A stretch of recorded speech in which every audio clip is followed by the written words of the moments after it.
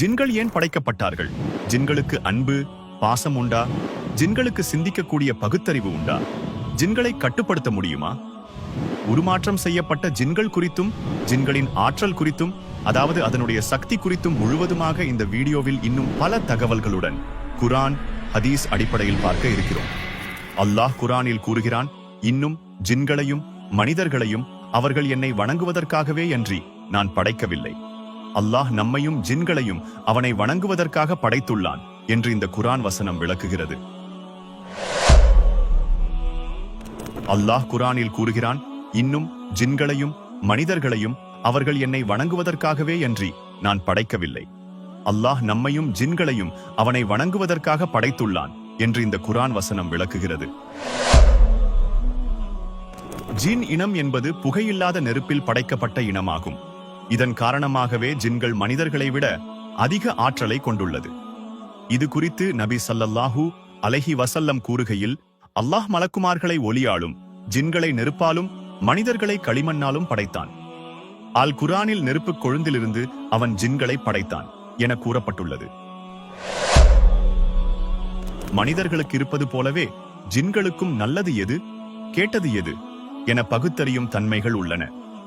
மேலும் அல்லாஹ் குர்ஆனில் கூறுகையில், நிச்சயமாக நாம் ஜின்களிலிருந்தும் மனிதர்களிலிருந்தும் அநேகரை நரகத்திற்கென்றே படைத்துள்ளோம்.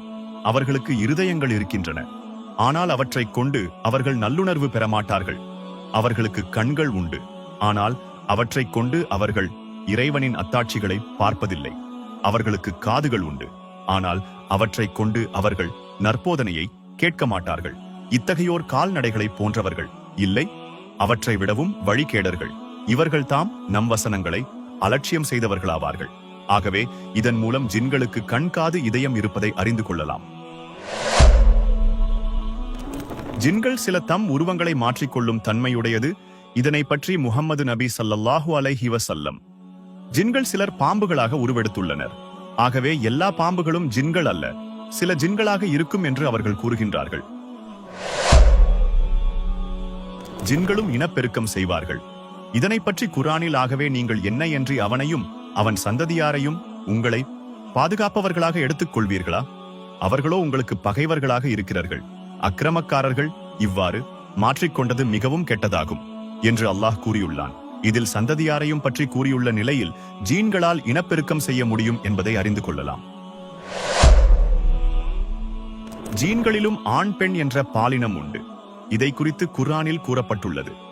நிச்சயமாக மனிதர்களிலுள்ள ஆடவர்களில் சிலர் ஜின்களிலுள்ள ஆடவர்கள் சிலரிடம் காவல் தேடிக் கொண்டிருந்தனர். இதனால் அவர்கள் ஜின்களிலுள்ள அவ்வாடவர்களின் மமதையை பெருக்கிவிட்டனர். ஆகவே ஜின்களிலும் ஆண், பெண் உள்ளன என்பதை இந்த குர்ஆன் வசனம் கூறுகிறது. ஜின்களுக்கும் பாசம், நேசம், அன்பு எல்லாம் இருக்கிறது.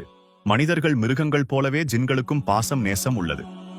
அதே போல மனிதர்கள் மிருகங்கள் இறப்பது போல ஜின்களும் இறந்து போகும். ஜீன்கள் மனிதர்களை விட ஆற்றல் மிகுந்தவையாகும். சுலைமான் நபி காலத்தில் இணை வைக்கக்கூடிய அரசி ஒருவர் இருந்தார். அவரின் அரியாசனத்தை யார் கொண்டு வருவது என்று கேட்டதற்கு, நீங்கள் உங்களிடத்திலிருந்து எழுந்திருப்பதற்கு முன் அதை நான் உங்களிடம் கொண்டு வந்து விடுவேன.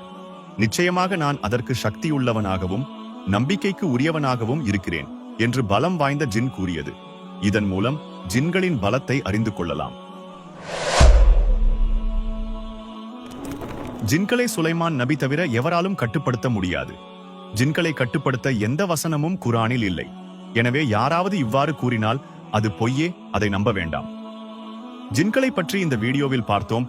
இன்ஷா அல்லாஹ் இந்த வீடியோவை மற்ற நபர்களுக்கும் பகிர்ந்து அவர்களையும் பயன்பெற செய்யுங்கள். அல்லாஹ் நாம் அனைவருக்கும் அருள் புரிவானாக.